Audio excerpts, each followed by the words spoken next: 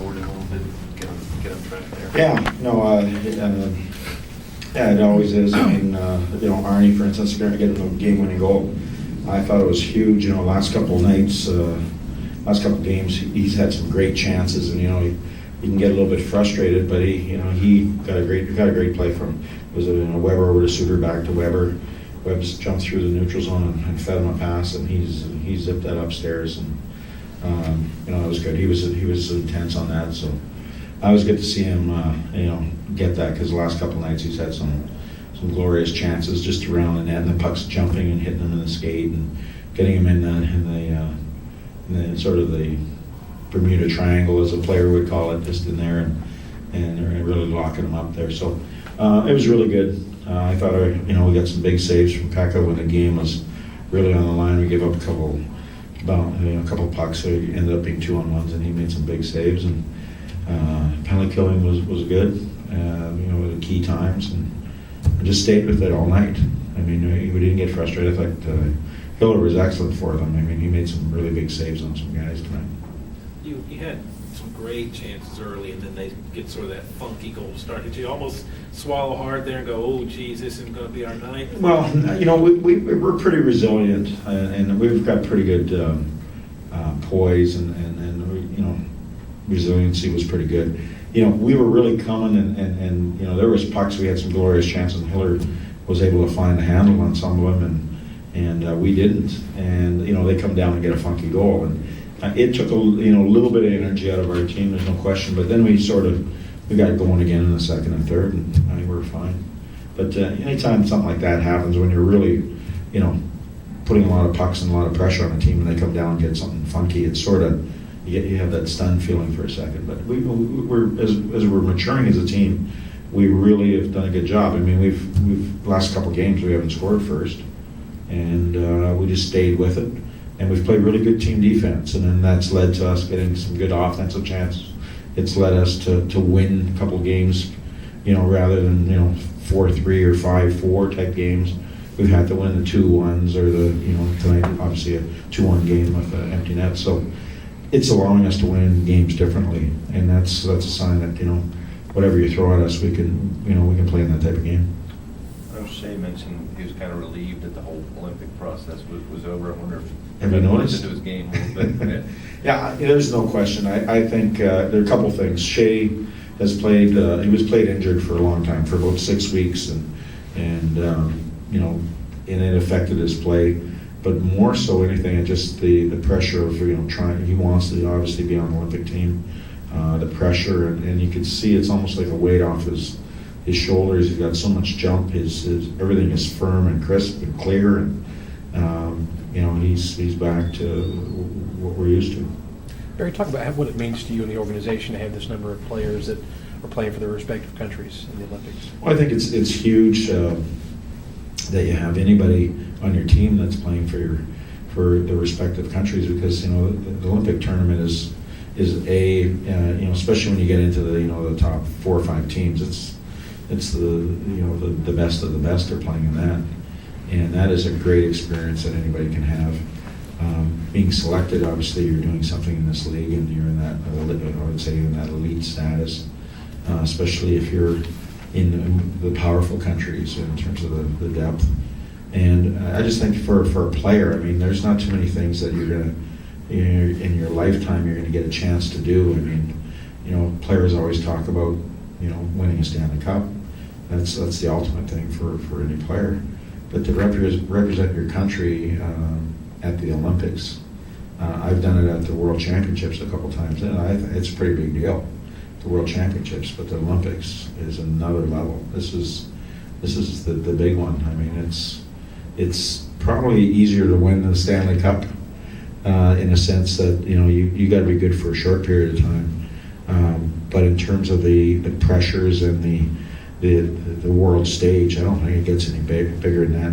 And having it in Canada is tremendous for a player to sort of experience. I mean, you talk about the different pressures of every country and the importance of every shift and every second that you're there. I mean, it's few people are going to get to experience that.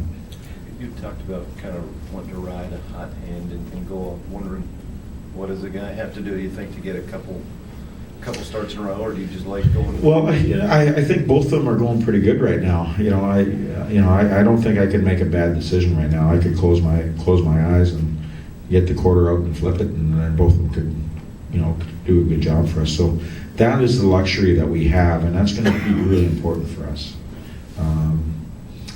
If we go back to back, we're going to look at the teams that we're playing and who's maybe had some success against certain teams, and maybe that's the decision that we go with, or we just keep rotating. But if you're asking me who's playing next game, I have not even thought about it, so you can't even go there.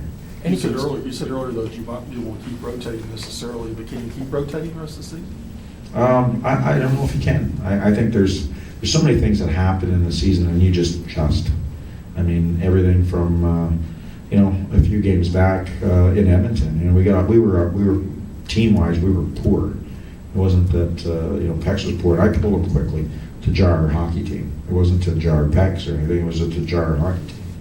And Ellie came in, we went and won, and he was scheduled to go to the next game, and he won. So, he played 3 in a row there.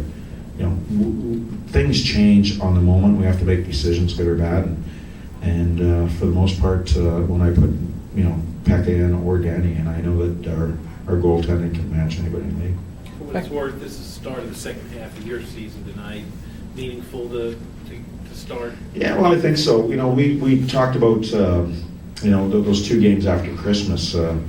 In terms of games, yes, this is the first game of the second half, but we really looked at this season as, you get up to Christmas is sort of like period 1. It's a longer period, and then you really got the second season and the third season's a sprint at the end. So, we've been sort of keeping it since the 26th. This is sort of our second season, not necessarily, game 42. So Up until the break, then the Yeah. second period. yeah.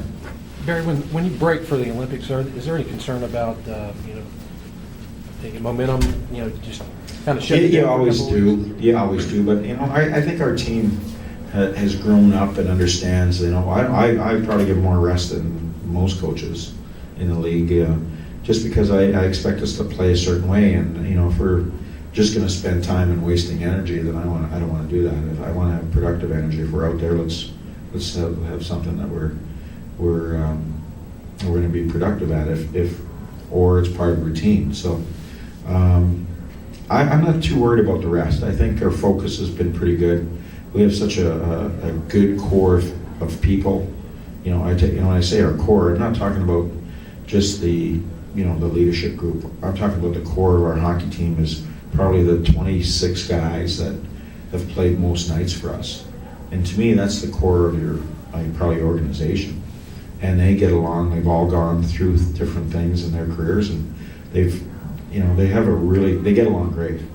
And so I'm not concerned. I think they're actually going to miss each other when we come back, and I know we're going to be, determined and focused, just like everybody else coming out, and it'll be exciting. I think the last third of the season there, after the Olympic break, it's going to be fantastic hockey, because you're going to ride a high and a low. Some nights you're going to be as high as anything, and then as low as you can go, because it's one game is going to mean so much every night.